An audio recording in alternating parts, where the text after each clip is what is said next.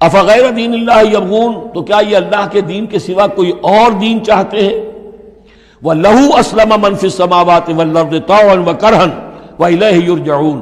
جبکہ آسمانوں اور زمین میں جو کچھ ہے اللہ کے سامنے سر تسلیم خم کیے ہوئے ہے، چاہے خوشی سے اور چاہے مجبوراً،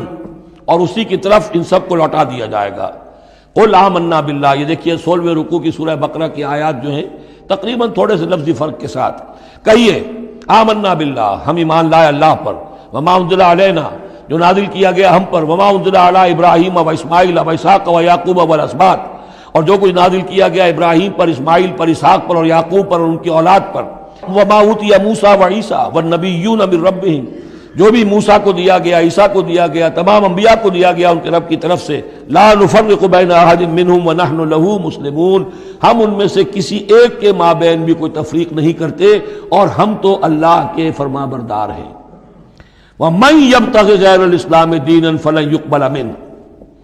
جو کوئی اس اسلام کے سوا کوئی دین اختیار کرے گا اللہ اسے اس کی جانب سے قبول نہیں کرے گا۔ وَهُوَ فِي الْآخِرَةِ مِنَ الْخَاسِرِينَ، اور آخرت میں وہ پھر خسارے پانے والوں میں سے ہو کر رہے گا۔